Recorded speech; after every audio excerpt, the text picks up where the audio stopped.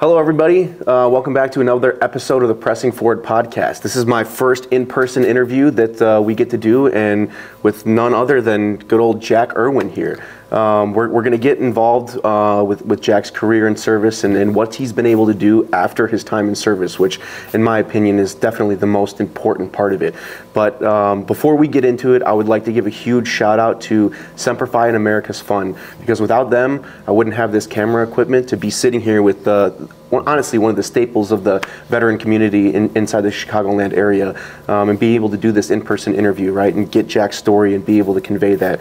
Also, thanks to Jack and the St. Charles VFW, which he is the post commander of, for allowing us to utilize their space, get into this awesome facility that they have set up here so we can conduct this interview. So without further ado, I'm going to hand it over to Major Jack Erwin here, and he's going to get us started off. Yeah, retired, happily retired. Thanks, Mike. It's an honor and a pleasure to talk with you and talk about veterans and what we can do in the community. In fact, like one of the marathons I ended up running was for Semper Fi Fun. I think it was my second one, either here in Chicago. But basically I did like a fundraiser to help out because I had some fellow veterans I served with were also in the Marines, and like I love how they help injured Marines and everybody, you know. And to me, once you cross that bridge, it doesn't really matter like what branch you are or even what war you fought in. You know, we're all brothers and sisters, you know, and that's what motivates me. But the great thing about this location here is, you know, I was one of the younger guys, so they like, okay, Jack, now you're the commander, you know. But this is great here because like we represent American Legion Post 342, which I'm a member, and then my VFW 5036. But we also have a chapter of the Vietnam Veterans of America and AMVETS. And when us younger guys get involved, quote unquote younger guys, right, the GWAT veterans, we represent so many other organizations too that's not just a traditional, you know, chapter of like, you know, a VFW or American Legion. And I think we'll get into that in our talk. Yeah, definitely. You know? And obviously all the other organizations that you partner with and where you're a leader in these things. Like you're out there, you know, like we were kind of talking about earlier, you know, where I'm, you know, doing my part behind a computer screen, right? And not that I don't get out there and rub elbows, but you are in the trenches every single day. Regardless of the organization, you get out there, you promote that, and not only that you promote those things, but you are a part of these organizations and you're getting after it. And to me, that is what leadership is, especially when it comes to the veteran community. Yeah, you could lead a fire team, you can be an artillery officer, you know, and doing all these great things. But after our time in service, what are we doing to give back to the veteran community and make those changes, right? Everybody wants to say how, you know, we got to stop veteran suicide and we got to be more engaged. And you are a guy that's out there and you are engaged in changing people's lives in every day. So, in every way, every day, in every way. But you know, I want to kind of start and talk about what led you to this route. So give us a little background on yourself and where you're from. Well, thanks, Mike. I mean, it comes down to walking the walk and talking the talk, you know, because we click with each other, we understand each other because many of us have been through it ourselves, right? So I was an enlisted guy. You know, I joined in 1989 and started off in the National Guard, you know, 1 weekend a month and all that. Went to college and stuff and got the GI Bill and was living the dream, you know. And then a lot of that changed after 9/11, and that's what I signed up for, right? That's what all of us signed up for, is to uphold and defend the Constitution of the United States against all enemies, foreign and domestic. And that's what we do. So, you know, that route that you had taken to get your, you know, where it started and then where it ended up changing ultimately on September 11th, 2001, you know, did you have the thought in the back of your mind that your time in the military, like, you know, oh man, am I going to be going to combat? Is there going to be an operation that I'm a part of? And then once you saw that, you know, drastically change on 9/11, what was your thought process behind that? Well, I remember when I was in high school and like later on in college when I finally did join, because I think I was 20 when I finally joined. I was a sophomore in college at the time.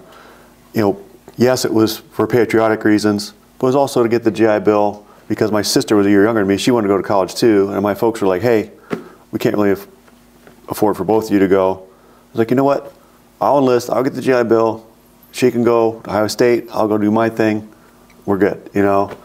And so that's what we did. And so part of it was for education, part of it was for patriotism, and part of it is that's the way I was raised and what I wanted to do. I wanted to serve.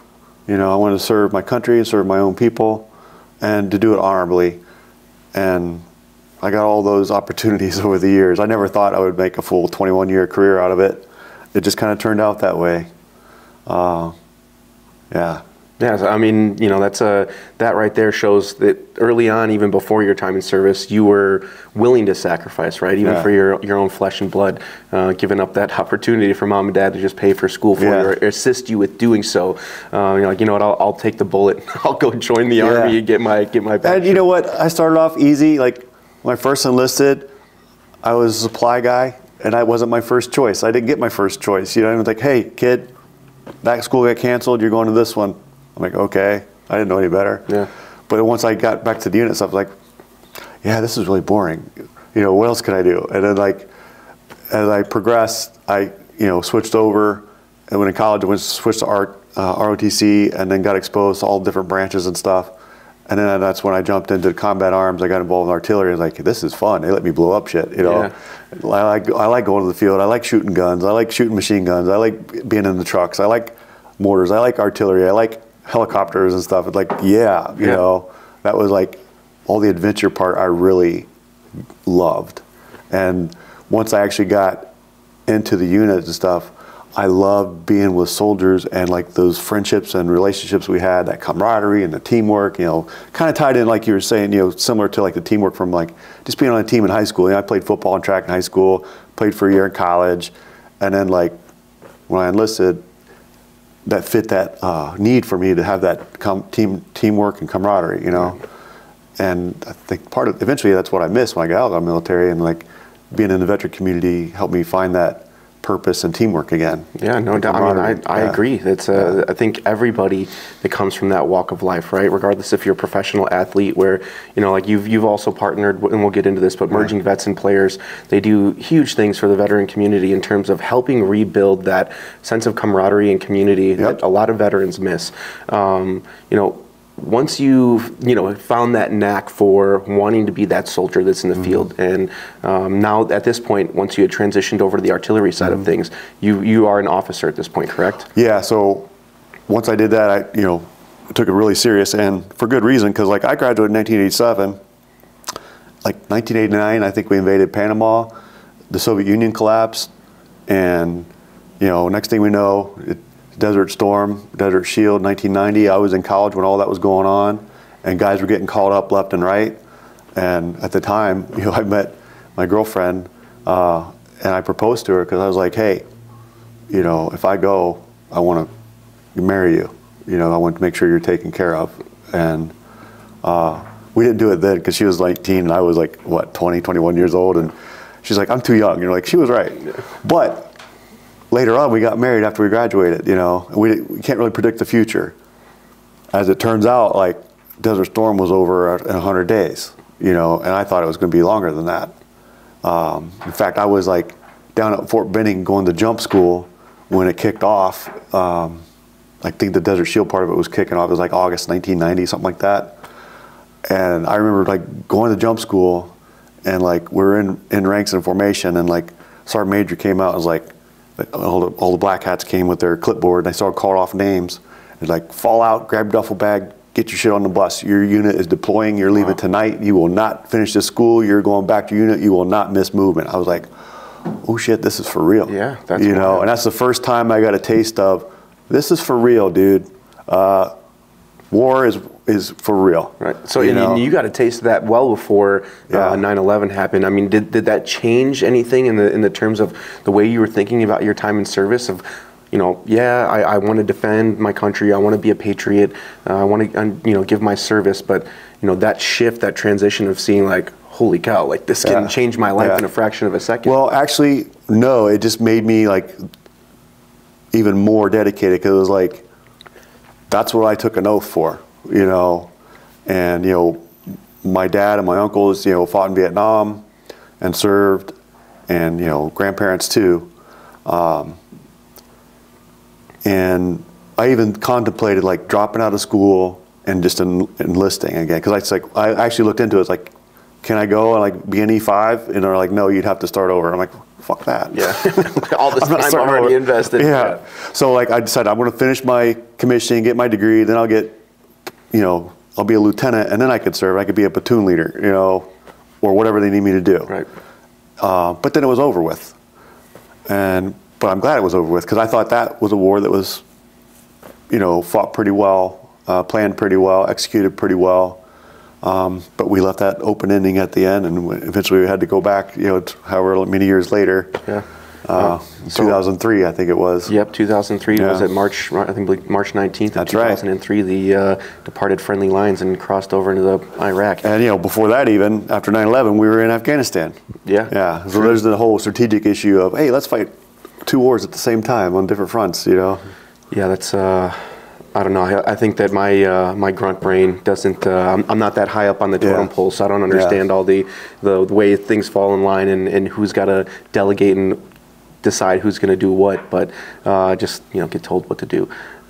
So with that time that you had spent after, you know, Desert Shield, Desert Storm, did you feel like you missed out on an opportunity to go and... Well, maybe just a tiny piece of me felt that, you know, and so I decided to stay in. You know, first I had an obligation anyways, but I really liked what I was doing. So I was living the dream, you know. I graduated, got commissioned, was serving in a National Guard unit. Turns out I didn't get called up, but some of my friends did in different units.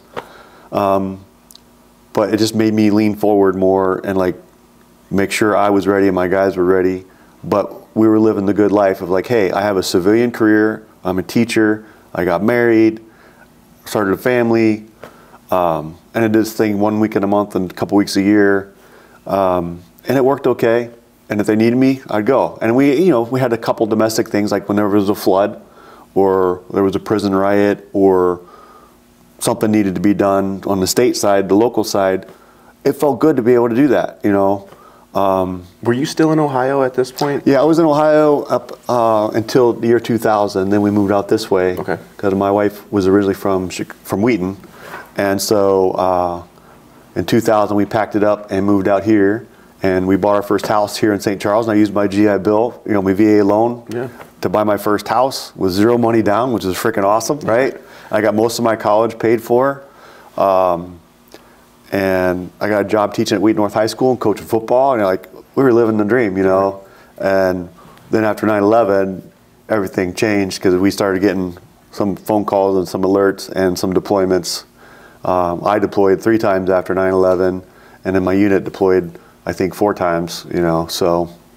With that being, I mean, you, on that Tuesday morning, you were probably in class, right? Yeah, I remember it vividly. It was like second period, it was my teacher plan time, so I was like in my little department, sitting at my desk grading some papers, and one of my other teacher friends, Lisa Doherty, she's like, hey Jack, look, what's on TV here? And like, we had a TV on the cart, you know, we turned it on and we saw the whole 9/11 thing, and I saw the second plane hit live. I was like, that wasn't an accident. That was a well-executed, planned attack. That was on purpose. There's no, the odds of that happening by mistake twice like that is 0. Yeah. And so then later that day, I called my unit, like, what do we do? And they're like, just pack your shit and be ready. We don't know what's going to happen, you know. And then basically nothing happened for a while. And then, you know, remember they landed all the aircraft, all that kind of stuff, and people were scared, right? So part of the road back to normalcy is they called up some of our guys, and we were actually walking O'Hare and Midway airports with M16s pulling security. And when people saw us, and that's like when they're starting to reopen the airports and stuff, it made people feel safe and comfortable again, just seeing, oh, there's the Army, you know, things are going to be okay, you know. And ironically, like at the time, you know, I think it was months later, we actually went into Afghanistan, the regular Army and Special Forces, all that stuff. And then my cousin, who's younger than me, she was an Army medic in the 101st. She got deployed before I did, you know. And like I spent over a decade doing this waiting to go. So you never know what's going to happen. Right. And you know, she went through a lot of stuff over there and saved some lives as a medic, doing mass casualty type stuff. And it affected her, and then, you know, she went back home, and then, 9-10 months later, she was in Iraq. And by that time, I was a company commander, And once we invaded Iraq, I was like, guys, we got to talk. You know, I know we're National Guard and everything, but you need to get your ass in shape, and we're going to double down because it's just a matter of time before we get the call. And I don't know anything, like I'm just a captain, but I'm telling you right now, the handwriting's on the wall, guys. You got to like start getting ready. Yeah. And then sure as shit, like that fall is when we got our first set of alert orders. Well, first deployment was Task Force Santa Fe. We just did security in Germany for like 7 months and they sent it back home. But this was 2003. We got the next alert, and they called up 25 artillery units and turned them all into MPs because there was like a shortage. So that's how I got this. Like, I was a Bravo Battery commander, and they told us, you guys are going to be MPs now. So we all became MPs at Fort Leonard Wood, and then we got our deployment orders. So like half the companies got orders to Iraq for convoy escort, and the other half of the companies got law enforcement at various locations because those units had deployed to either Afghanistan or Iraq. Right. And so we had to like fill in. Like, so some people got, oh, you're going to Fort Carson. Oh, you're going to Germany. You're going to Seattle. You know, I opened my orders and my unit got to go to Germany. I was like, yeah, you know. So we got lucky with that. So like, but the irony is like, meanwhile, we're in Germany playing cops, right? And our other guys that were training with us, those units are doing convoy escort up and down Route Irish or whatever, right. You know. So it's just a matter of time. Well, what was it like with that transition of knowing that you're this company commander, you're an artillery battery company commander, and then you're being told that you're basically shifting up everything that you've worked at and trained for, and now you guys are going to be MPs. Right, you got to like roll with the punches, like, because I'm an artillery guy and I know this, right? So at first I was a little out of my comfort zone because like, oh, that's not what I really trained for, but now I'm being retrained, and with the whole counterterrorism and GWAT, you had to like get out of our old conventional role part of the time to understand, okay, we're doing counterterrorism and security, and so like we're going to use less artillery and we're going to do other stuff. So a lot of us combat support guys became either infantry or MP or whatever the big army told us they needed, we did. Because that's your job as a soldier, as a service member, is do what the mission dictates, and so that's what we did. And we just got lucky. And some people would kind of find that hard to roll with the punches like that. And it seems like you were able to, you know, be in this environment, and on top of it, you know, you guys got to go to Germany, right, and do your jobs in Germany. And I'm sure that was a different experience in itself, right? Being able to see a different culture, immerse yourself in a completely different environment, get some different experiences that you normally wouldn't really have without the Army giving you that opportunity. Yeah, you know, and like the hardest part for me was like the family separation. That was my first experience with that, like for real. Because like I was married, I had a 2.5-year-old daughter, and my wife was 3 months pregnant with my second daughter the day I left, at like 3 in the morning, right? It was supposed to be for a year. And when we were over there, that's when they cut everybody 6-month extension to their orders because we didn't have enough troops, right? So they just said, okay, guess what? You add 6 more months. Jeez. You know, and how do you tell that to a 3-year-old, right? You know? And so that was pretty tough emotionally.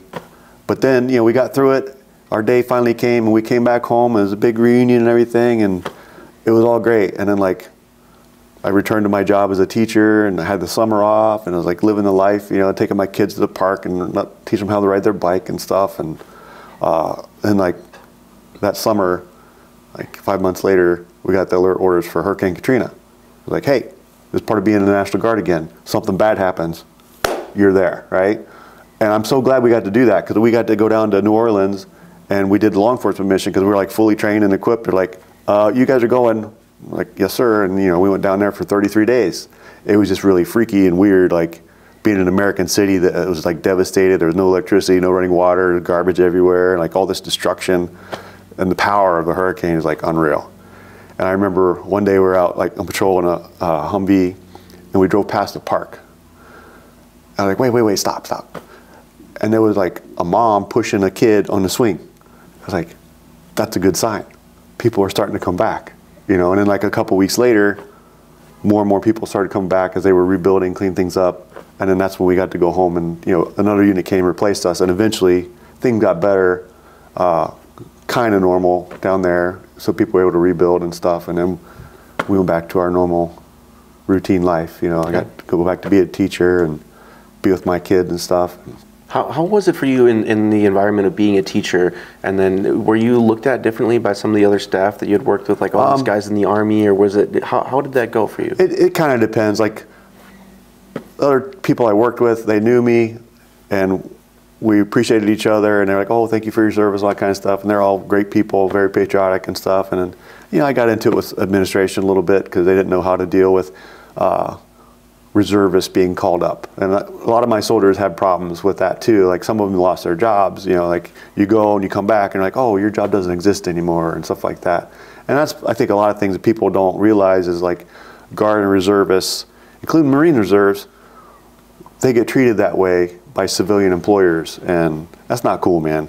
Especially after 9/11, and we're actually, like, being called up and doing stuff. It's like, and this is how you're going to treat us when we get back home again? That's not cool. Right. No, but I think things are better now. But that early on, people didn't know how to navigate it, because the last time I experienced any of that was, like, who knows when? World War II, probably, right? So they had to bring their HR policies up to speed and everything. There's a federal law called USARA, and then now there's state laws that support National Guard and reservists that are called up and things like that. But we were kind of like the first ones through the gate there, and, like, had to learn as we go, you know. Right, and deals with some of those hardships of, and to think of somebody that's putting theirself in a position to sacrifice their time and potentially their lives, and then hoping that, you know, family and job, when you get back home, to just mesh right back into that. And I think that's a lot of things that people do not understand about that point. Even, you know, regardless of active duty or reservist or Guard, you know, we're expected to uphold this mission, right? Go and take care of the things that are asked of us. And people just think, all right, well, why don't you just jump back into everyday normal life and, like, continue doing what you're doing? But there's so many things that are very intricate things involved with that they don't understand of the mindset that we have, the mentality that we have, and kind of, you know, like, wire A is supposed to go in slot A and wire B is supposed to go here, and sometimes those things can get crisscrossed. And understanding how to, you know, deal with that, obviously through the GWAT that has progressively gotten better, but you were at the fore end of that, and being able to kind of be the guinea pig for how some of those things were to go down. And, you know, things were okay for a couple years, and then in 07 we got, like, our alert orders, but at least by this time we got a year heads up, right? It's like, guys, you're going to Afghanistan, combat deployment in 2008, you got 12 months to get ready. So by that time, then they plussed up all the training dollars and stuff, so we were able to go do all the stuff, you know, and have all the exercises and go through all the combat training tasks and unit tasks and stuff. You know, we went Fort Bragg, Fort Chaffee, cultural training, and we did all that stuff. But the downside is we're gone a lot more from our home and our family and our job. It's not just 2 weeks anymore. You know, basically you're on active duty, but you're not, but you still got to meet all the requirements. And then finally, you know, our MOB day was like 21 August 2008. Get on the bus, get on the plane, you're out, you know, and see you in a year maybe. Gotcha. You know, so we did our year-long deployment. So I was with 178 Infantry in Lawan Province, Afghanistan, from 08 to 09. Now were fire you support? And this is So would you be kind of like the FDC guy running the fire missions? No. So I was, by that time, I was a major and staff officer at a battalion level task force, and so my, like, MTO military job, primary job, was fire support officer for the task force. So running battalion mortars and all the observers, and then so we had, like, a cell set up in the TOC for fires 24/7. So we divided that up into shifts, and then I had observers out with the platoons, and so unfortunately we didn't deploy as, like, a organic battalion. Once we got there, they split us up. So our battalion headquarters was a task force, and all of our platoons, except for the ones that were attached to us, were sent all over the country in, like, 12 different locations, basically as a Sec-4 platoon for the PRTs, Provincial Reconstruction Teams, at different provinces, right? And some of them were in pretty rough places, you know, like Kunar, Nangarhar, and I was in Lagman, you know. So everybody's experience was different based on where they were, except it's all Afghanistan, you know. So like, I think you were in Helmand Province, right? So it was like bad all the time. Same thing for Kunar, and ours was a mix, you know. Mostly it was boring, but we had some combat too, you know. So as far as my job, you know, we ended up, I brought in 2 more artillery tubes. I was able to make a deal, and so I got 2 more artillery tubes located at our FOB to expand our fire support. Plus we had our 120 millimeter mortars and 81s and 60s. And then we also had LZ, so we set up a FARP, and that way we were able to get more aviation assets to come in because they would rearm and refuel. And then we were able to call them in, and then, you know, we would get emergency CAS every once in a while, but everybody needed that at different places. Yeah, that was one thing, you know, definitely figuring out whether it's fixed or rotary wing, you know, somebody's got heavier contact, you know, they take priority. You know, if there's casualties, they take priority. You're like, hey, I need some fire support over here as well. So then that was my primary role, and I had some great NCOs and soldiers that, you know, helped me keep that going 24/7. And I, you know, since we were doing a GWAT counterinsurgency, I got tagged with all these extra duties on top of that. So they also made me like information operations guy, right? So you got like the hard power over here with the fire support, but you also got the soft power with the information ops. So they attached a PsyOps team to me, and I had the PsyOps guys working for me. They attached a combat camera person with me, so they had them doing stuff, and we did like, you know, all the good news stories and crap like that. And then I also had to deal with like propaganda stuff, so I'd coordinate like radio messages we'd put out on the radio, because we'd give out these little handheld radios to the Afghans. Yeah, the little crank ones. And then we would have these messages. I remember there was like light green colored ones and orange ones or something. You hand them out, and half the time you just find them like in a trash pit or something, or laying next to a little compound. And you know, they could break it, take it apart, and use the wires and stuff to make an ID. You know? Giving them the supplies right there. So we also did like PsyOps flyers and all that kind of stuff. And then my other job was, I think they call it CMO, Civil Military Operations Officer. So like CERP projects, Commander's Emergency Relief, where you do like, you hire Afghans to do like different construction projects. And so we did it at the task force level to try to build the relationships. So like in a year, I ended up building 4 schools, 32 water wells, and a bunch of like different stone projects and stuff, where we would hire Afghan construction companies, and they would hire local Afghans, and we'd bring in whatever engineer support we needed to, like, you know, make sure the plans are legit and stuff. And so in theory, that it kind of expands like the local support by putting people to work. So we had some Afghans who worked with us and those who were against us. And in the course of a year of a time, we learned, oh, this place is very tribal. And they're not really loyal to necessarily their country, but their tribe. And that took a long time to figure out. And by the time we figured out, it's time to go home. And then somebody else replaced us. And then they got to start from square one. And we fought 21-year wars with different units. And that's the wild thing too, is because, you know, you see this you know, when you're doing your RIP process and you're changing out with another unit, you know, you've already developed the rapport with the locals. You've already gone out and you've done the elbow rubbing and all these things, and you've understood and established kind of, you know, the lay of the land. And then when you get that new unit in there, you've always got the gung-ho guy or somebody that's going to be the cup of tea kind of guy. And you know, wanting to make a difference, whether it's 2 in the chest, 1 in the head, hearts and minds, or, you know, handing out, you know, toys, or, you know, one time we carried a fucking wheelchair for like, you know, 11 clicks to this little village for a disabled Afghan kid, and you're like, where the fuck is this kid gonna ride this wheelchair on in this dirt pit, you know? Like, it's ridiculous. But to kind of jump back, do you think that the way that you guys went about doing that pre-deployment training and knowing that you had like a year to get prepared for this deployment, that the Army gave you the, and I'm not trying to call any, do you think that you were prepared enough for what you were going to do? I think we were, because being a National Guard unit, we needed that time, and we had to meet the same standards as active duty unit, and we did. Now, were we as like highly trained as like if we had trained for a year as an active duty unit, and like you had like fully developed crews on all your weapon systems, and fully developed crews on and squads, platoons, like where you just kind of, you do things so many times together that you know what to do, right? I don't think we were at that level. We were competent, but it is what it is. Yeah, everybody always needs a little extra grease. And everybody, you know, some people, you could be a high-speed unit, but it could still be your first combat experience, and you know, experience is the best teacher, unfortunately. Yeah, it's a tale as old as time. Now, when you were in this position, you know, of like kind of running all these different, I'm kind of leading. You've had all this responsibility in delegating these different tasks and kind of getting outside of your own comfort zone in terms of what you're capable of doing, right? What you've been trained to do. Do you think that that has, you know, an impact on what you're doing today and how you're involved in all these different nonprofit organizations, running the VFW, being involved in all these things? Yeah, like for me, the one blessing was I actually got to do the job that I trained to do as an artilleryman. I did that. You know, I had these extra things too, right?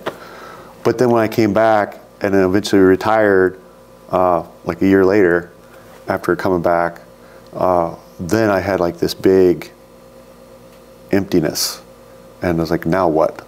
You know, and like, what's my purpose? You know, and so in time, this became my new purpose, is being involved in these veterans activities to replace my purpose as being a leader in the Army.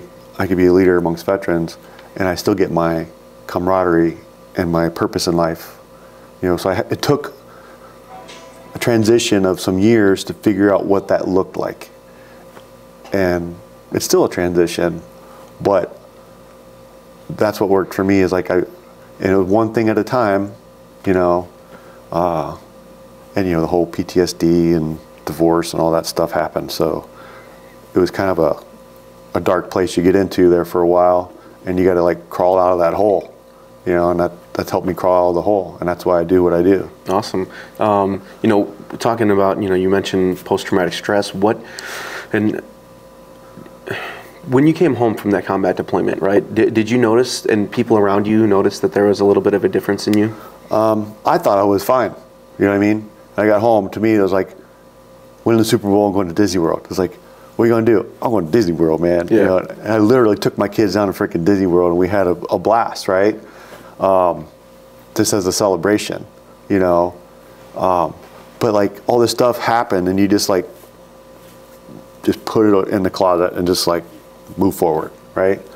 But then I call it like a boomerang effect. Like once you're physically safe and you're no longer in danger, like something happens with your body and your mental processing, where like all of a sudden you get hit in the back of the head from a boomerang, and it's like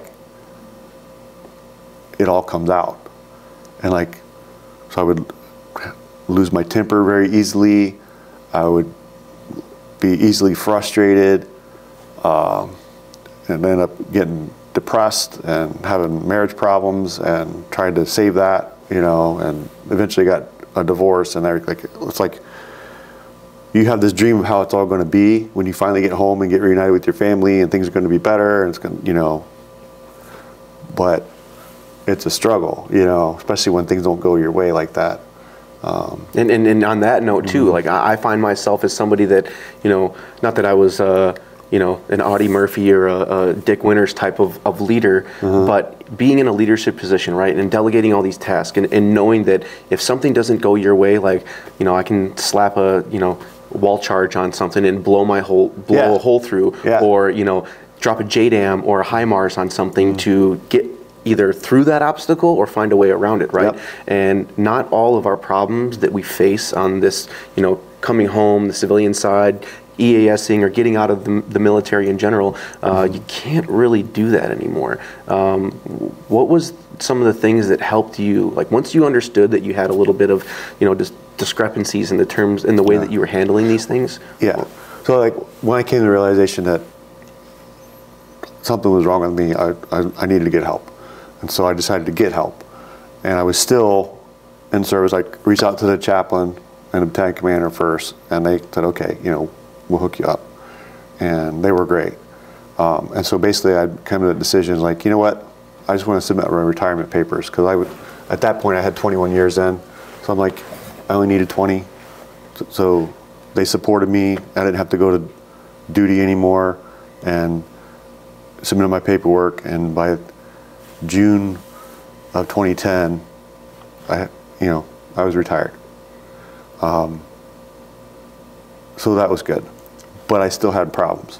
And so like, how do I fix those problems? So then I got connected with the VA. I started doing like social work, therapy, saw psych, and they just threw meds at me, which eventually I changed my mind on that, and I found other ways.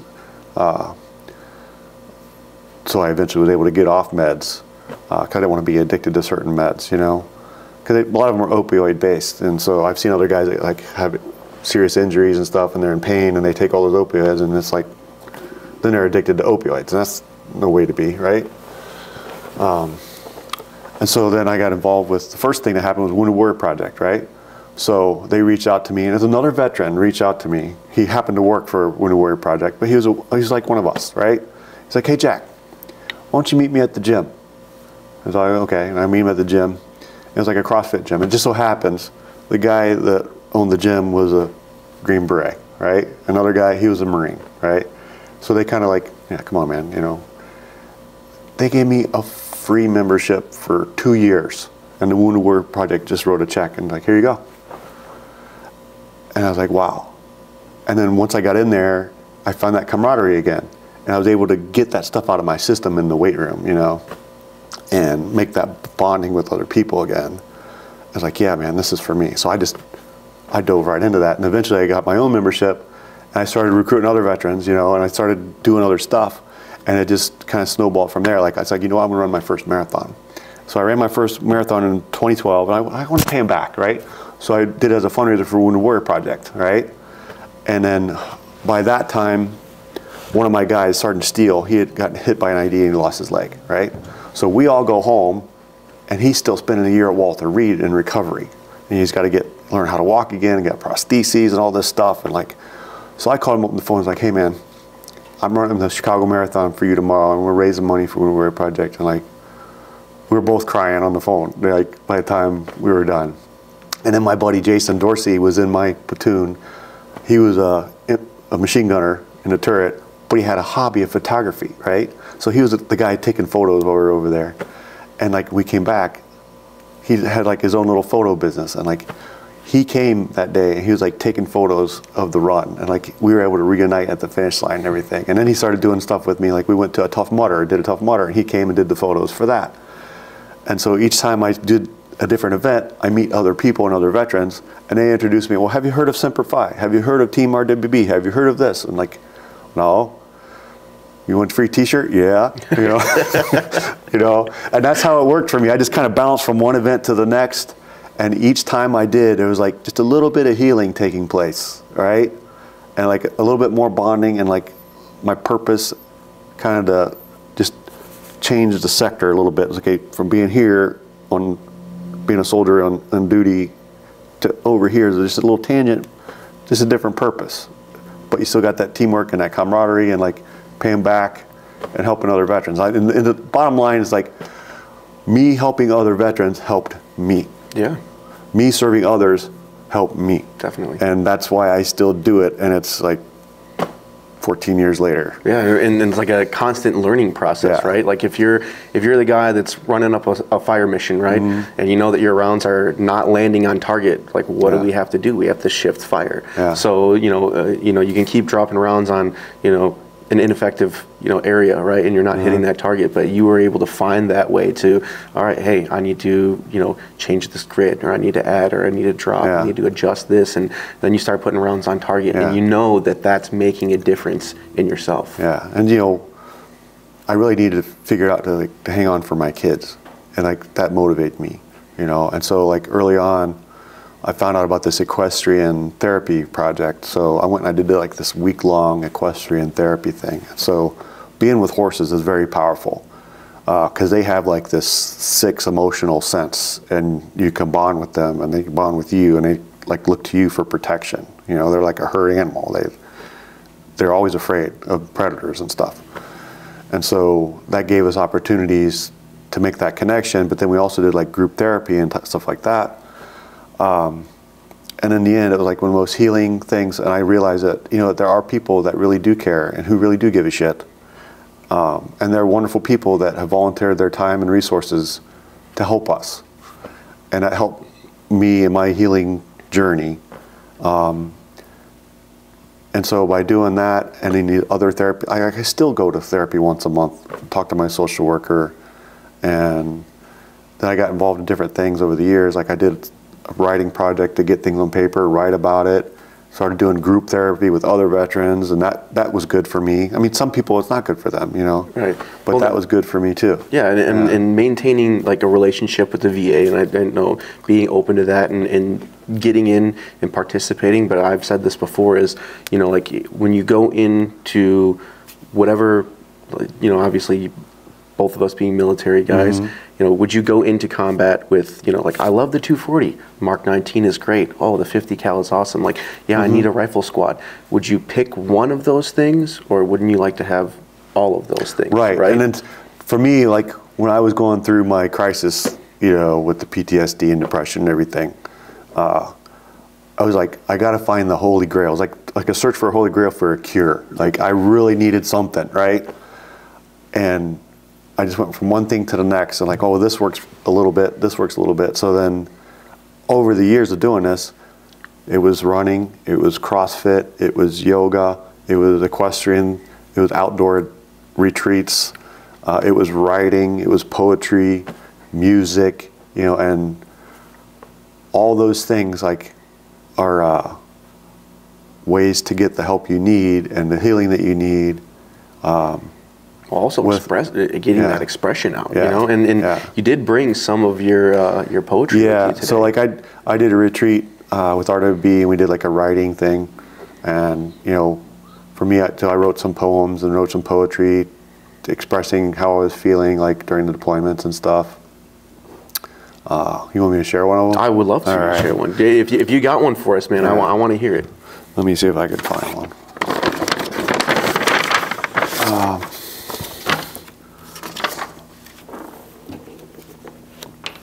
Like here's a short one that's pretty, it was meaningful to me at the time. It was like, what it feels like to be a service member, but with a wife and kids, and you have to leave them and go on a deployment, and you don't know, like, if you're ever going to see them again, you know? And so this one's called, and this is like written from the perspective of my 2.5-year-old, 3-year-old daughter, right? It's called Daddy's Crying. So like my daughter's talking to my dad, or my daughter's talking to her mom, right? So she's like, Mommy, Daddy's crying.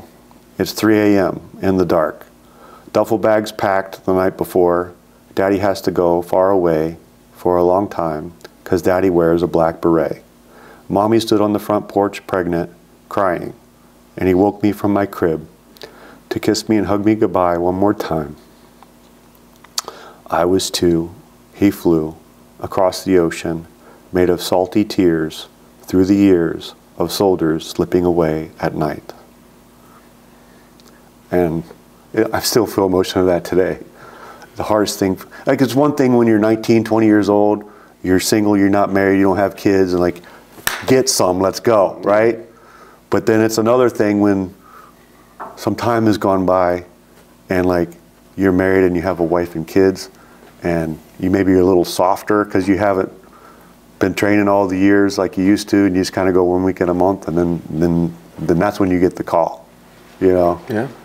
I mean, I can't even, because I was one of those 19-year-old kids with a fucking belt-fed machine gun ready to go get some, you know? And I now being a father, you know, I can't imagine how it's got to be. Like sometimes my kids go to school and I pick them up. I'm like, geez, did you get taller? And from 8 o'clock this morning until now, I can't imagine how it's got to be coming home after, because of what you got from a year to 18 months? It was 18 months. So 18 months, almost 2 years of being away from your kids, your family, and then coming home and seeing them, and not to. You read this poem. What was this? Obviously, jumping back, but what was that like for you to like try to reestablish that relationship with your family? It was hard. I mean, it came naturally with my kids, but it was hard to make that reconnection with your wife, right? Think how hard it is for them. You know, like a little kid. You know, you don't understand why your dad's gone for a whole year, and then 6 months more, You know, like a lot of other kids, you know, oh, well, their dad or their mom is in business, and so they have to go away a week at a time or a month at a time, you know, and that's hard too. But it feels different when there's like danger involved for your loved one, right? And the chance that your loved one might not be coming back, you know. And so I think about the kids, all the military kids, all the military families, what they go through of, you know, worrying about their loved one when they're deployed. And nowadays, it's not always the dad and the husband. Sometimes it's the wife, you know, or sometimes it's your daughter who's now an adult, or your son who's now an adult, you know. Yeah, I mean, there's a gentleman that I had on the podcast a while back by the name of Joe Kent. I don't know if you're familiar with him. I'm familiar with his wife. Yep, so Shannon, you know, both of them were deployed. He actually was working with the CIA at the time. He had just gotten finished with his career with the Army. He's deployed, working with the Ground Branch, and his wife is deployed working with Naval Special Warfare. And, you know, he said, like, you know, I wouldn't have thought, or anybody would have thought, that Shannon would have been the one that had gotten killed. Right. You know, you got a mom and dad both deployed in a combat zone doing these jobs, and a thing that I am guilty of, right, is overlooking the sacrifice that a lot of, you know, daughters and wives and mothers make during their time in service. And you know, I'm ashamed of my inability to, or, you know, obviously now I understand these things, but especially when I was younger, of looking past the sacrifices that a lot of women have made during their time in service. And you know, that obviously that's a prime example right there, that it's not just the young men that are dying on the battlefield. You know, it's moms and daughters and wives and sisters. That's right. You know? And then, like, just the other day, I think yesterday, before yesterday, it was like International Women's Day, right? And then I saw something about Army nurses from Vietnam, and it was the most beautiful thing, you know, what they went through, because they're the ones that were saving lives every day. These guys got medevaced into the casualty hospital, you know, and just how hard it was for them, you know. So I have a lot of respect for all service members. And kind of what happened initially was, like, all these different organizations were serving, oh, you know, let's serve the Green Berets, let's serve the Marines, let's serve the combat vets, and like, but there's other vets out there too, and they always feel like they're like, oh, well, I'm not good enough, I only did this, I was only a cook, or I was only a commo guy, or I only was on a boat, or, you know, I only went to Japan, or, you know. No. I recently got involved with a group called Patrol Base Abate. It's named posthumously after this awesome Marine named Sergeant Matthew Abate. And long story short, you know, he was killed in Afghanistan, but he was one of those, like, key leaders and, like, the best of the best.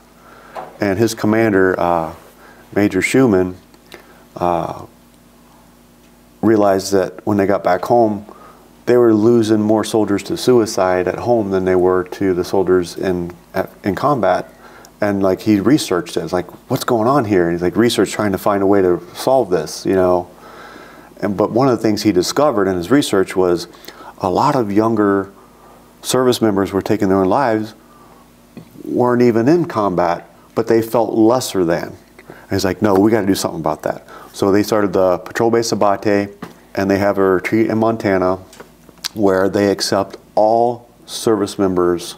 It doesn't matter if you were a cook. It doesn't matter if you only served during the Cold War. It doesn't matter if you served during peacetime. It doesn't matter if you're not a combat vet. And if you are, you're welcome. Right. If you're male or female or whatever, you know, you served, you put yourself out there, you have earned this, you know, and we have a place for you. And so they have this retreat where they go and they have, you know, those amazing, like, experiences with nature in Montana, whether it's kayaking or canoeing or going for a hike, you know, but then also doing some yoga and then having a fireside chat at night, and you have, like, this group therapy with other veterans. And then the cool thing about Abate is, like, there's different clubs, you know. Like, you like to golf? Here's golf club. You like to go fly fishing? Here's fly fishing club. You like to read books? Here's book club, and we'll have an author come in as a guest speaker. You like to fight? Here's fight club. You can do wrestling and grappling and jiu-jitsu. I just submitted my application for the hunt club. Dude, and hunt club, you go hunting, and I did strength club. I did strength club and fight club. I've gone twice now. So, like, strength club, we're out there lifting weights, doing CrossFit, and, like, having fun. And the fight club, you're just, like, going at it on the mats and having fun. And you get that camaraderie, that teamwork, and then like you break down those barriers, and that's just like the thing. It's like a 4-day retreat, right? Yeah. But like with all the military people, we just click almost immediately within hours, and we're just like best buddies by the time we leave. Yeah. 4 days later. Well, I mean, that how you and I we did that ruck march. That's the right. 22-round ruck Yeah. march, and you were repping PB Abate, RWB, MVP. The whole crew was there, and you know, have to say that you know, Jack over here helped carry my pack. I overloaded and thought that I was going to be able to carry the weight. I carried a pack. I had an AT-4 tube, a dummy rifle, and like 60 pounds in my pack. Beer, whiskey, water, a bunch of random shit that I definitely didn't need. And I think we were at like, I don't know, mile 16 or 17, and I was like, I can't carry it. Yeah, I think we reached the halfway point. Yeah. We were like able to change our socks and stuff. And like, okay, I'll switch rucks with you. Yeah, right? he carried And so like, we drank the beer, we took a shot of the whiskey, that lightened the load a little bit. Yeah. And then after our break was over, we did the return route, and you know, I was wearing tennis shoes and silkies, you know, so like I was able to carry your ruck the rest of the way back. You carried mine, and then one of my other buddies, Frank, he shows up like those last, what was it, 2 miles with a wagon, right? And we just like, we threw the ruck on the wagon, and we just finished it. Yeah, Sergeant Major's not yelling we at me made today. it, Fuck you know, because that's the point, is like, we feel like we have to be able to do all those things, and like we're carrying a lot of weight emotionally, and like there were reasons you were carrying all that heavy stuff, right? And we still carry heavy stuff, but we were able to carry it together. Yeah. And you're not doing it by yourself. And like, I mean, what was it, like 300 veterans our age were out there doing this all in one day, and now we're coming up on like, what was this, like the 15th year they're doing or something like that? It's just amazing, you know. So we got to keep that going. Yeah, and well, okay. So you mentioned PB Abate. You gave a great synopsis of the things that they do. Give me the breakdown of the organizations that you're currently partnered with. All right. So I started off with the Wounded Warriors. Then I found out about with the equestrian stuff. There's Brave Hearts. They're in Poplar Grove, and they have great free equestrian therapy stuff for veterans and for kids with special needs. All you gotta do is sign up their paperwork and do like a physical saying you can ride a horse, right? Then I got involved with Team Red, White, and Blue, and it's a nationwide veterans organization, but it's also open to civilian supporters. It's free to join, and it's non-political. It's just all about enriching veterans' lives through health and fitness. And yeah, you get off the freaking couch, put down the drinks, and go do something, right? So go for a run, go for a hike, ride a bike, go swimming, do a Tough Mudder, you know, and we do all these things. And as you do it, that's when you're rubbing elbows with other veterans and supporters, and that's when you're doing healthier things and healthier habits, and that's part of the healing journey, for all of us, and connect with other people, because we're social beings. We need other people. We can't just isolate ourselves. Like all of us veterans, we will freaking isolate ourselves, right? And that's like not good for us. So that's RWB. Like this year, this summer, we're going to do Old Glory Relay. We're going to run the American flag across the country. And this year, the route ends in Chicago. Nice. Right? So May 18th, we're going from Gary, Indiana to Chicago, and we're all going to take turns running the flag, whether it's on a bike, or if we're like rucking, or we're like running. And all you got to do is sign up, and you could run one of the legs, So yeah, RWB, and then there's merging vets and players. So like the NFL got involved, where you had veterans who were having problems, right? And then you have professional athletes that once they get out of like being able to be a professional athlete, they feel kind of lost in a similar way. And we would do these workouts together and get that bonding, and then we do like a group talk afterwards, a huddle. Right. And that's when guys and girls share with each other, and we form this tribe, right? So it's all about refinding that tribe again, whether it's with MVP or RWB or VFW, American Legion, all the different groups. You know? I mean, if it wasn't for merging vets and players, I don't think you and I would have met each other. I wouldn't have been on that hike. And I'm glad we did. Yeah, definitely, brother. Same. I'm glad as well. And as we're talking about that, And I got to give a huge shout out to Oscar Cush, Goat Alert. He's the guy helping us do all the audio visual stuff and making sure that we're good here today. But you know, speaking of another staple in the veteran community, especially in the Chicagoland area, the things that guy goes out of his way and does for everybody, and how much time and effort he puts into you know, enriching the community themselves. I couldn't thank him enough for the ways that he's helped me, and then obviously making the connection between you and I, and motivating me to get out there and not just be somebody. And there's no slight at it, like, you know, not just talking about these things, you know, and putting out content on social media. It's about getting out there and engaging in the community, making those relationships, which, you know, again, why you and I are here right now. Yeah, and you know, another one is the mission continues, right? So not everybody can go and do a ruck or go run or go cycle or wrestle, you know, because they might have physical injuries, or they might be a little older than they used to be and can't do those kind of things anymore, but they still need something. And like, there's other ways where you can do like community service and volunteer projects and stuff, right? So like Mission Continues, they do that, like community gardens and like school rehabs and all these different projects, right? So like a couple years ago, I'd signed up to go do this community garden in Chicago, right? And so I'm like, okay, we'll bring RWB people, we'll wear the red t-shirts and we'll go do this thing, right? And we'll just meet this, you know, Mission Continues dude, right? So they kick off the thing, and the Mission Continues dude, like, hey, everybody, thanks for coming. Let me give a talk here and we'll get started. I'm like, wait a minute, that's Rogelio. It was Sarvila, right? He was in my platoon, okay? I had not seen the dude in like 13 years, right? And we're both in the Chicago area, right? And he sees me and I see him, and we give each other a big hug. And it's just a perfect example of how this stuff actually works. It's like a science experiment, right? You know, I'm in can A and he's in can B, right? We're totally separated, have this similar experience, and we get the same result. I got involved with RWB, he got involved when Mission Continues, finding new purpose, right? He ends up being like platoon leader for Mission Continues, I end up being like chapter captain for RWB, and here we meet on the same day on the same project, and we've been working together ever since. And it's like a big aha moment for me. It's like, wow, man, you know, we all find our different paths, but it's like a similar journey. Yeah. Like the warrior's journey, you know? Yeah, it's got that arc, you know, all the where you start. You know, every good story's got to have a character, right? And this character, the story's got you as the character. And you go through all those struggles. You need to have the conflict. That's what makes it interesting and engaging. And then here we are after that. You know, you've got that culminating point of where you've realized that this whole journey of why I did this and where the struggles came from and where it's gotten me, and the amount of work that you've put into doing this, the amount of sacrifice and the time that you put into other people's lives, your community, the veteran community, you know, with your family itself, and you know how it's been able to shift and change your focus on what's important, and then where you invest your time. Right, and you know, it might be a little bit different for everybody. Like, you find your new purpose, your new niche, you take your gifts and talents, and you just go with it. And if you do that, it doesn't feel like work. Yeah. You know, like you're doing podcasts, right? It probably doesn't feel like a lot of work for you because you love that type of stuff, right?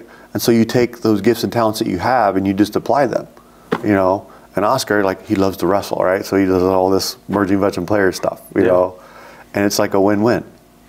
Yeah, you feel engaged, right? You're finding that. I think that it's the release, right? You got all this stress and pressure from all the things that you're dealing with, right? Whatever's been bottled up, and when you're able to have those fireside chats, when you're able to have that after action with the group of people that you're engaged with, you find out that you're not alone with the things that you're dealing with. It's like, oh man, like nobody's gonna understand me, and it's you know, it's been a tough thing for a lot of my family and friends, and you know, I always say like the bridges that I have burned along the way because of my own actions. Me too. Right, and how I was unable to, you know, like relate. I always say like, oh, I'm a great communicator when I'm on the hook, right? I can call up a fire mission or call a 9-line or get that 9-line cast mission spun up, you know, but I was unable to relay why I was frustrated or why certain things pissed me off, and I would just snap and take it like, you know, I'm still a corporal with my hair on fire and yelling at my PFCs or Lance Corporals to get something done, because that's the way that it was handled back then, right? So if I want something done, it's like, get the fuck over here, you're gonna listen to me. Why are you listening to me? Because because I'm in charge. Right. That's why you're listening to me. I don't care if and you know, it took a lot of time for me to, you know, understand that that's not the way that shit gets done. You know, I mean, it can be, but you're gonna ruin a lot of relationships. Yeah, you burn bridges, like, and especially if it's like your family members, you know, and your friends, you know, and sometimes coworkers or whatnot. Yeah, and you know, there's all that other ways of doing things, like whether it's artistic expression, you know, people writing songs, people doing artwork, and you know, there's so much good stuff, especially here in the Chicago area. There's so much Chicago veterans. There's so many different groups, and you don't have to reinvent the wheel. It's already invented, man. Just get out there and get active and volunteer and come to these different organizations, come to these different events. Just try it, like for one day, right? And then you'll meet somebody, and then it's like, oh, have you heard about this? No. You want to go do that? Okay, and you go check it out. And like this morning, my buddy Tona was like, hey, you want to go to breakfast? I'm like, yeah. So we went to breakfast, and then we went for a walk, you know, and like, we're doing stuff together, and it's good for each other. And then I got him to go to Abate, and he's been twice now, right? Yeah. And it's been good for him, and he's doing things, you know. And so like, we all go through that different parts of the warrior journey, and like, maybe I'm in an okay place right now, but I see my other buddy Tona, or my other buddy over here, or some new guy that I don't know, like, hey man, you know, and we just reach out to each other. It's like, I've been through what you're going through, talk to me, brother, you know, and like, we walk together, we talk together, we do stuff together. And like, so there's times that you're the one that needs to be carried, and there's a time that you can help somebody else that needs to be carried for a little bit. And then it's a mutual win-win thing. Yeah, it's like the people helping people. It's a powerful drug, man. So, you know, with, give us a insight, like, on how, if somebody wanted to get involved and they're unsure of this route to go, like, oh, that sounds like a great idea, you know, how do I get involved with something like that? Give me how to get involved with PB Abate, Team RWB, and Merging Vets and Players. Simple, man. You just get on the internet, right? You do a Google search, and you just go to their website. So teamofwhiteandblue.org, patrolbaseabate.org, Merging Vets and Players, all the different organizations, where you just type in veteran organizations, and they're going to have links pop up, and try to find something local and go for it. You got to do what's convenient for you. You can't like drive 5 hours to go do something. Like, you got to do what's around you. You know? And not only on top, and I'm still, as much struggle that I've had with my journey through the VA, right? And everybody, like, you're looking for that holy grail, right? Like, you know, I'm still involved in physical therapy. I still do my mental health stuff. I still get my checkups from my primary care physician every 6 months. And you know, fortunately, I'm 100% service connected, so I go there for my dental as well. But you know, you got to maintain that relationship with the VA as well. You got to get in, and you got to participate. I mean, you'll have your times when you're frustrated and angry, but there's other people that have navigated the system and been through what you've been through before, and you can walk away from it for a little while, but then just stay connected, do the stuff that you need to do to help yourself be healthy in the long run, right? And if you're not doing it for yourself, then do it for your family. Yeah, definitely. You know? I mean, in looking kind of like this full circle thing, like, you've been a teacher from, you know, basically your entire military career, right? After you graduated from college and everything.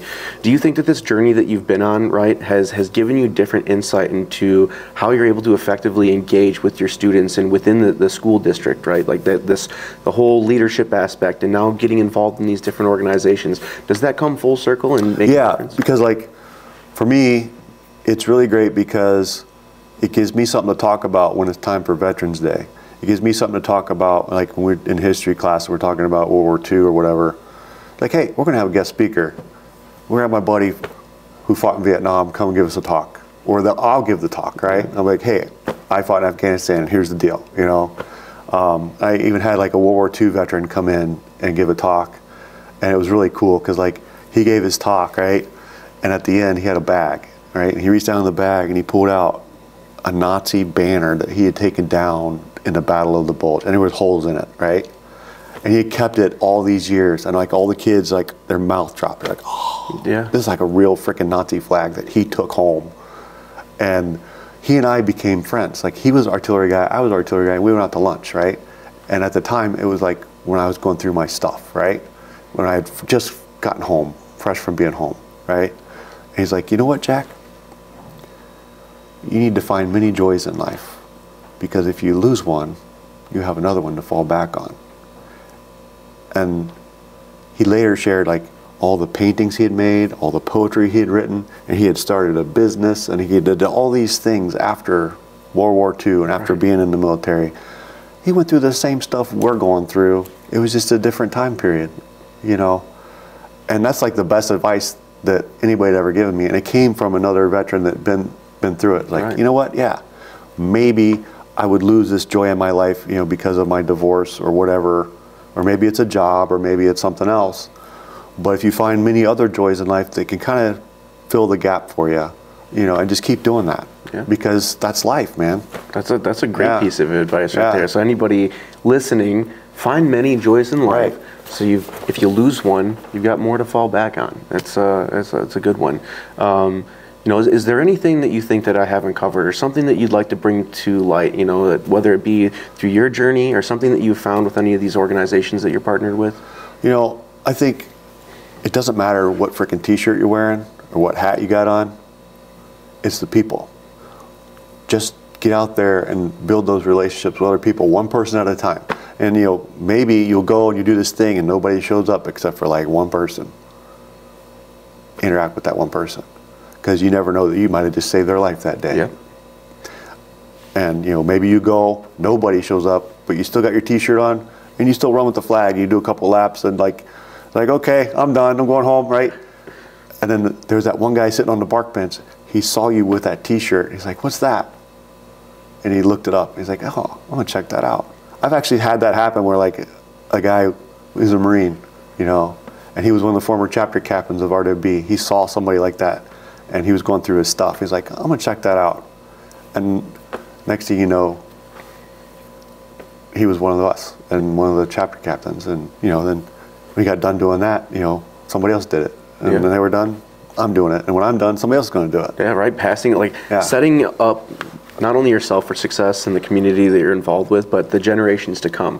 Because just like we've seen with, you know, World War II, Vietnam, or I'm sorry, World War II, Korea, Vietnam, coming up through all the little conflicts that we had up into there, going through Desert Storm, and now into the global war on terror. And that era has come to an end. So there's this whole new generation of veterans that, one, you know, when we talk about that purpose, that, you know, a lot of these guys and gals are like, well, what is the point of me serving in the military now that there's not a war to fight? And I know that there'll always be a need. There's always going to be, But, you know, we've got to do our best to establish these things now, because, you know, with the ability of, you know, cell phones, technology, social media, you know, imagine what these guys, you know, serving in World War II together and fighting, whether it was on Iwo Jima or through the Battle of the Bulge, and then not talking to somebody for 20 years, 30 years, because you didn't have a mailing address or knowing what city that they had transitioned to. And, you know, now we're able to make these pathways so easily connectable. There shouldn't be a reason why, you know, we leave so-and-so out, or not get involved with these things and actively participate and find a way to give back. Yeah, we got to think about the service members that are out there right now, the younger people than us, you know. There's conflicts going on right now that they're going through, and they need somebody when they get back home, you know, and we're here for them. We have a place for you. That right there, we have a place for you. You know, that's the They need to know that. Definitely. So, I mean, you know, we covered, you know, you getting involved with your military service, the journey that you've gone on through that time, some of those struggles that you've found ways to overcome, right? And then put yourself in this advantageous position now to be the guy that is, you know, I was lacking, not lacking, but I was lacking that inner, like, lust for that camaraderie, right? And being engaged and involved with the community, and you've found that. You know, coming full circle and seeing that all these things intertwine together has given you the ability to put yourself in this position where, you know, I've lost maybe this joy or this joy, but like you said, you've got these different things to fall back on to keep you from going into that hole, right? You know, Jack, I don't know if I've left anything of importance out, you know. I think we covered a lot of good bases. Yeah, we did. And, you know, I really have to thank you for your time, allowing us to come in here, use the St. Charles VFW Post as our little podcast platform here, sitting down with me, giving me your time. And, you know, in the work that you do, I'm serious. When I think of the people that are out there grinding it and getting it out, it's you as one of those top staples in the Chicagoland area. It's not about me, not about you. Like this flag here is dedicated to my friend Jim Patinka. He was he's like our age, right? And he was the previous commander of this post. And like, he saw what I was doing with RWB and stuff, and like, he decided to participate and do that. Plus, he's already been very active in the VFW. And he went out for a run one day, right? He like started making dinner for his family, set up the slow cooker and everything, went out for a couple miles run, came back home, died of a heart attack. Just like that. Like, totally unexpected, right? And he was a great person.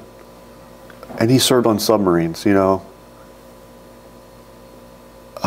We have to remember people like Jim and all of our brothers and sisters, you know, because you never know what's going to happen. Right. It could happen like that, or it could happen in any other ways. But we got to all be there for each other because we're all a family. Yeah, I agree. You know? I totally agree. Yeah. So, yeah, Jack, again, thank you for your time, brother.